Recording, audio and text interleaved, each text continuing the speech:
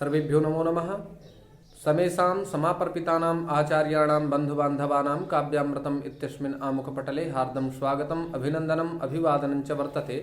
अद्य वयं महाकविभर्तृहरिविरचितस्य नीतिशतकम् इत्यस्य ग्रंथविशिष्टस्य विषये किंचित चर्चामः। आज हम लोग महाकवि भर्तृहरि विरचित विद्वत् पद्धति के अंतर्गत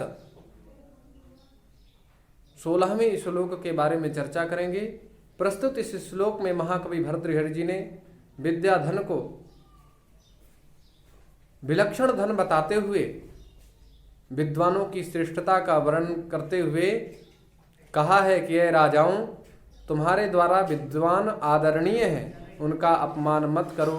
इस प्रकार से निरूपण करते हुए भर्तृहरि जी कहते हैं, हर्तुर्याति न गोचरम किमपि शम पुष्णाति यत् सर्वदा अर्थिभ्यः प्रतिपाद्यमानमनिशं प्राप्नोति वृद्धिं परां कल्पान्तेष्वपि न प्रयाति निधनं विद्याख्यमन्तर्धनं येषां तान् प्रतिमानमुज्झत नृपाः कस्तैः सह स्पर्धते। प्रस्तुत इस श्लोक में शार्दूल विक्रीडित छंद है। हर्तुर्याति न गोचरम अर्थात यत अर्थात जो विद्या नाम का जो गुप्त धन है, यत धनम अर्थात जो विद्या नाम का गुप्त धन है, वो हर्तु अर्थात चोरों को गोचरम न याति दिखाई नहीं देता। जो विद्या रूपी धन है वो चोरों को या फिर उस विद्या रूपी धन का हरण करने वाले व्यक्ति को वह धन दिखाई नहीं देता है। और सर्वदा किमपि संपुषणाति, और येन केन माध्यमेन उस जिस व्यक्ति के पास यह विद्या रूपी धन होता है उस मनुष्य का यह हमेशा कुछ न कुछ कल्याण करती ही रहती है। और अर्थिभ्यः अनिशम प्रतिपाद्यमानम अर्थात जो सामान्य धन है उस धन को यदि हम किसी व्यक्ति को प्रत्यर्पित कर देते हैं तो उसमें न्यूनता होने का डर है। लेकिन ये विद्या रूपी जो धन है अर्थिभ्यः याचकेभ्यः याचकों के लिए प्रतिपाद्यम अगर प्रतिपादित कर दिया जाए, दे दिया जाए तो अनिशम वृद्धिम पराम प्राप्नोति, तो अहर्निश वृद्धि को प्राप्त होता है, ऐसा यह धन है। और कल्पान्तेष्वपि न प्रयाति अर्थात कल्पान्तेष्वपि अर्थात प्रलय काल में भी, अगर प्रलय काल भी आ जाए तो निधनम अर्थात निधन को, विनाश को न प्रयाति नहीं प्राप्त होता है। जो सामान्य धन होता है अगर प्रलय काल आ जाए तो उस धन का भय रहता है कि वो खत्म हो सकता है। लेकिन विद्या धन ऐसा धन है जो कि कदापि अगर प्रलय काल भी आ जाए तो भी वह नष्ट नहीं होता है। और एतादृशम विद्याख्यम अंतर्धनम येषाम, जिन महापुरुषों के पास, जिन विद्वानों के पास विद्या रूपी ऐसा धन है, उन विद्वानों से आप कथमपि किसी भी प्रकार उनसे बैर ना करो। जिनके पास विद्याख्यम अंतर्धनम विद्या नाम का जो ये अंतर्धन है, अंदर रहने वाला या फिर अंतःकरण में रहने वाला जो धन है, ऐसे विद्वानों के प्रति मानम उज्झत,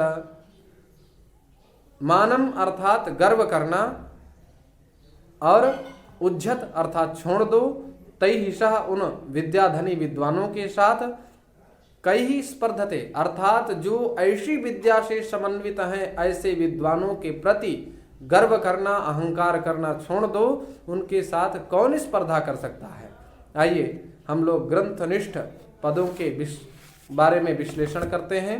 हर्तु हृहरणे धातु से तृण अथवा त्रिच प्रत्यय होने पर षष्ठी एक वचन हर्तु यह पद निष्पन्न होता है। याति यागति प्रापणयो लट लकार प्रथम पुरुष एक वचन में यह याति पद निष्पन्न होता है।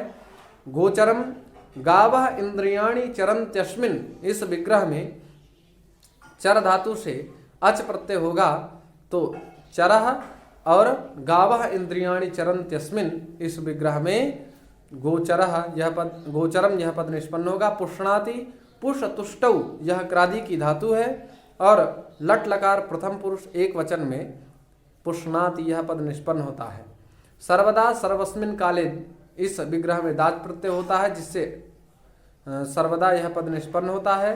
अर्थिभ्यः अर्थः अस्य अस्तिति अर्थी, और चतुर्थी बहुवचन में अर्थिभ्यः अर्थात याचकेभ्यः प्रतिपाद्यमान अर्थात प्रति उपसर्ग पूर्वक पदगत धातु से ढिच प्रत्यय होने के बाद यत प्रत्यय होता है तो प्रतिपाद्य बनता है, और प्रतिपाद्यमानम यहाँ पर सानच प्रत्यय हुआ है। प्राप्नोति प्राउपसर्ग पूर्वक आप्तृव्याप्त धातु से लट लकार प्रथम पुरुष एक वचन में प्राप्नोति यह पद निष्पन्न होता है। वृद्धिम वृद्धि वृद्धौ ब्रहि वृद्धौ इस धातु से एक्तिन प्रत्यय होता है तो वृद्धिम यह पद निष्पन्न होता है। प्रयाति प्राउपसर्ग पूर्वक यागति प्रापणयो धातु से लट लकार में प्रयाति यह पद निष्पन्न होगा। निधनम निर्गतम धनम यस्मात् सह इति निर्धनम। विद्याख्यम अर्थात विद ज्ञाने धातु से जब हम क्यप प्रत्यय करेंगे तो विद्या अविद्यया आख्यम प्रसिद्धम इति विद्याख्यम। मानम मानम यहाँ पर मांग माने धातु से ल्युट प्रत्यय होता है तो मानम यह पद निष्पन्न होता है। नृपाह नृन पातीति नृपः ते नृपाह, यहाँ पर नृ उपपद रहते पारक्षणे धातु से का प्रत्यय होता है तो नृपः यह पद निष्पन्न होता है। स्पर्धते यहाँ पर स्पर्ध संज्ञा स्पर्ध संघर्षे इस धातु से लट लकार प्रथम पुरुष एक वचन में स्पर्धते यह पद निष्पन्न होता है। इस प्रकार से हम लोगों ने आज इस श्लोक के विविध पदों के बारे में जाना। आशा करते हैं आप लोग लाभान्वित हुए होंगे। अगर कहीं पर भी किसी भी व्यक्ति को यदि समस्या होती है तो आप लोग कमेंट के माध्यम से हमें सूचित करें, हम उस समस्या का निदान करने की पूर्ण रूप से कोशिश करेंगे। आज यहीं तक, शेष चर्चा द्वितीय सत्र में।